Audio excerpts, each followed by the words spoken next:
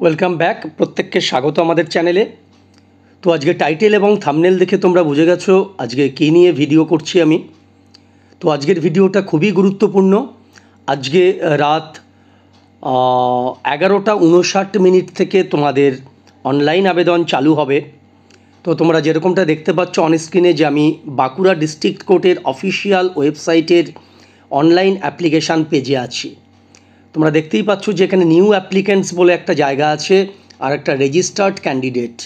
তো তোমাদের কিন্তু এই নিউ অ্যাপ্লিক্যান্টস এইখানে কিন্তু তোমাদের ঠিক এই জায়গাটায় কিন্তু তোমাদের অনলাইন অ্যাপ্লিকেশানের জন্য এখানে লিঙ্ক ক্রিয়েট হবে রাত 11:59। তো তোমরা যখন নিউ অ্যাপ্লিক্যান্টস হিসাবে তোমরা ক্লিক করবে তারপরে যে পরপর যে স্টেপগুলো আসবে সেগুলো তোমাদের পরপর স্টেপ বাই স্টেপ তোমাদের ফলো করতে হবে। তার আগে কিছু সাধারণ নিয়মাবলী তোমাদের জেনে রাখতে হবে। সেটা হচ্ছে তোমাদের একটা ছবি তুলে রাখতে হবে, একটা ছবি তোমাদের রাখতে হবে, একটা সই তোমাদের স্ক্যান করে রাখতে হবে এবং তোমাদের যে ডকুমেন্ট দেবে সেগুলোও কিন্তু তোমাদের আগে থেকে স্ক্যান করে রেখে দিতে হবে। ডকুমেন্ট বলতে ডেট অফ বার্থের তোমাদের ডকুমেন্ট, তারপরে তোমাদের এডুকেশনাল কোয়ালিফিকেশান, কম্পিউটার সার্টিফিকেট যাদের লাগবে সেইগুলো, যাদের রিজার্ভেশন আছে ইত্যাদি, এই ডকুমেন্টগুলো তোমাদের আগে থেকে কিন্তু তোমাদের রেডি রাখতে হবে, স্ক্যান করে তোমরা রেখে দেবে। এবং সেই ডকুমেন্টগুলোর কী কী সাইজ লাগবে সেগুলো আমি তোমাদের বিস্তারিত বলবো। তো ভিডিওটা খুবই গুরুত্বপূর্ণ, তোমরা সাথে থাকো, একটু স্কিপ করো না। তো আজকে বা কালকে যবেই তোমরা আবেদন করো তোমাদের কিন্তু অনেকটা হেল্পফুল হবে। তো দেখো এখানে আমরা ফর্ম ফিল আপ গাইডলাইন্সে চলে যাচ্ছি। তো ফর্ম ফিল আপ গাইডলাইন্সে গেলে আমাদের একটা পিডিএফ ওপেন হয়ে গেল। এখানে কিন্তু দেখো অ্যাপ্লিকেশানের দুটো পার্ট আছে, একটা হচ্ছে পার্ট 1, একটা পার্ট 2। তো পার্ট 1-এর মধ্যে তোমাদের যেটা করতে হবে, তোমাদের নতুন রেজিস্ট্রেশন করতে হবে এবং রেজিস্ট্রেশন করার পরে তোমাদের একটা অ্যাপ্লিকেশান নাম্বার আসবে এবং তোমাদের একটা পাসওয়ার্ড দিতে হবে। যে পাসওয়ার্ডটা তোমরা কিন্তু তোমাদের ডায়েরিতে লিখে রাখবে, কোনোভাবেই কিন্তু মোবাইলে লিখবে না।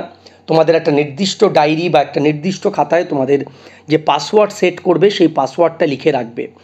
আর একটা মোবাইল নাম্বার দিতে হবে, সেই মোবাইল নাম্বারটা কিন্তু অবশ্যই যতদিন না পরীক্ষা হচ্ছে, ফাইনাল পরীক্ষা, ততদিন সেই মোবাইলটা কিন্তু তোমাদের রাখতে হবে, কেননা সেখানেই সমস্ত ইনফরমেশান যাবে। এরপরে যে স্ক্যান করতে হবে অর্থাৎ কালার্ড পাসপোর্ট সাইজ ফটোগ্রাফ, সেইটা স্ক্যান করার মানে যে সাইজ সেটা হচ্ছে 30 কেবি থেকে 50 কেবির মধ্যে তোমাদের হতে হবে। 50 কেবির ওপরে হলে কিন্তু আপলোড নেবে না, ঠিক আছে? এইটা মনে রাখতে হবে। এবং আরও একটা বিষয়, সেটা হচ্ছে কোনো রকম যেন চশমা পরে যদি তোমাদের ছবি তোলো সেই কোনো রিফ্লেকশান যেন তোমাদের চোখে না আসে, এটা মনে রাখতে হবে। কোনো রকম টুপি, কোনো রকম সানগ্লাস ইত্যাদি পরে কিন্তু ছবি তোলা যাবে না। এবং এই যে ছবিটা তুলবে এটা কিন্তু .jpg ফরম্যাট, এইটাই তোমাদের হতে হবে। তারপরে তোমাদের আরও একটা জিনিস রেডি রাখতে হবে, সেটা হচ্ছে তোমাদের সিগনেচার করতে হবে। সেই সিগনেচারটা কালো কালি দিয়ে করতে হবে এবং সেই সিগনেচারের ছবি তুলে তোমাদের রাখতে হবে, যেটার সাইজ 20 কেবি হতে হবে। এবং এইটাও কিন্তু তোমাদের মানে যে ছবির যে প্রপার্টি সেটা হচ্ছে জেপিজি, এই ফরম্যাটে রাখতে হবে। এরপরে যে ডকুমেন্টগুলো তোমরা আপলোড করবে সেই ডকুমেন্টগুলোর সাইজ কিন্তু 100 কেবির মধ্যে হতে হবে, ম্যাক্সিমাম হচ্ছে 100 কেবি, এবং সেটাও জেপিজি ফরম্যাটে তোমাদের করতে হবে।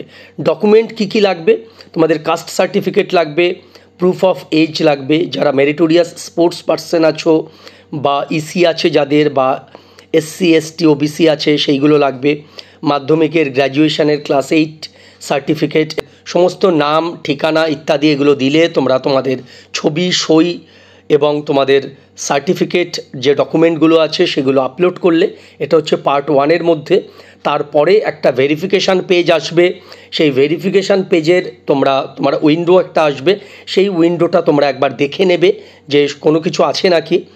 যদি সেখানে কোনো ভুল থেকে থাকে টাইপ করার জন্য, যদি কিছু ভুল তোমাদের চোখে পড়ে সেখানে এডিট অপশানে গিয়ে তোমরা কিন্তু এডিট করতে পারো। কিন্তু পরবর্তীকালে যদি প্রসিডে চলে যাও তাহলে কিন্তু আর এডিট করা যাবে না।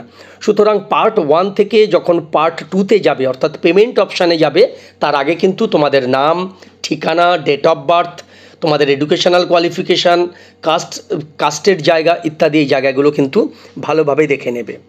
এরপরে তোমাদের পেমেন্ট অপশানে যেতে হবে। পেমেন্ট তোমাদের SBI গেটওয়ে দিয়ে হবে এবং তোমরা এটা debit card, credit card, net banking, UPI, e-challan যে কোনো একটা মোডে তোমরা করতে পারো। এবং এই পেমেন্ট করার পরে তোমাদের এই পেমেন্ট সাকসেসফুল হবে কিন্তু প্রায় 3 দিন সময় লাগবে, ঠিক আছে। তোমরা মানে তোমাদের ব্যাংক থেকে টাকা কেটে নিল, কিন্তু SBI ব্যাংক মানে SBI ওই টাকাটা রিসিভ করে সেটাকে প্রসেস করতে প্রায় 72 ঘন্টা সময় লাগবে। এবং তারপরে কিন্তু তোমাদের ওটা সাকসেসফুল দেখালে তোমরা একটা ফর্মের প্রিন্ট আউট নিয়ে নেবে। দেখো এখানে পরিষ্কার লেখা আছে, usually bank provides the status of successful receipt of payment within 72 hours, ঠিক আছে। এবারে ধরো কেউ যদি 2 জুন পেমেন্ট করে, তার কিন্তু স্ট্যাটাসটা 6 জুন দেখা যাবে। ক্যান্ডিডেটস আর অ্যাডভাইস টু লগ ইন। এবারে দেখো ওই যে লগ ইন করতে হবে, লগ ইন করার জন্যে মানে তোমাদের একটা অ্যাপ্লিকেশান নাম্বার আসবে এবং যে পাসওয়ার্ডটা তোমরা দেবে অ্যাপ্লিকেশান করার সময় সেটা কিন্তু অবশ্যই তোমরা ডায়েরিতে লিখে রাখবে। এবং 3 দিন পরে তোমরা ওই স্ট্যাটাসে যাবে, স্ট্যাটাসে গিয়ে যদি সাকসেসফুল দেখায় তখন তোমরা কি করবে, তখন তোমরা একটা প্রিন্ট আউট টোটাল রেখে দেবে হ্যাঁ তোমাদের কাছে।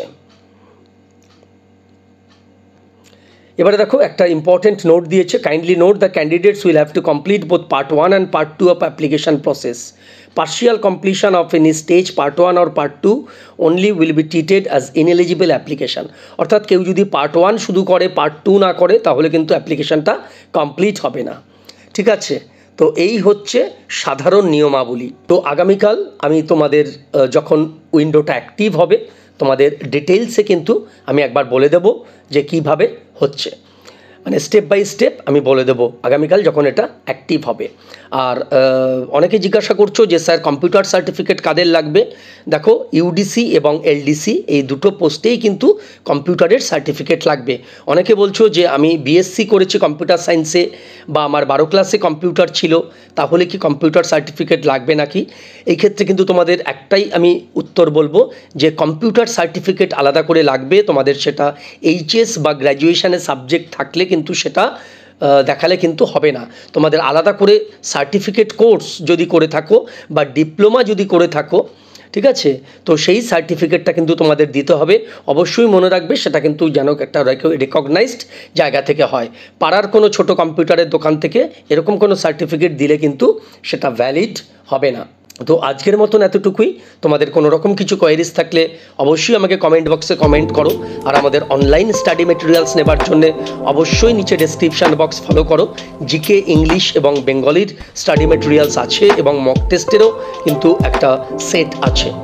তো আর বিস্তারিত আপডেটের জন্য আমাদের টেলিগ্রাম চ্যানেলেও তোমরা জয়েন করতে পারো। টেলিগ্রাম চ্যানেলের লিঙ্ক এই ভিডিও ডেসক্রিপশানে থাকছে। চলো আজকের মতন এতটুকুই।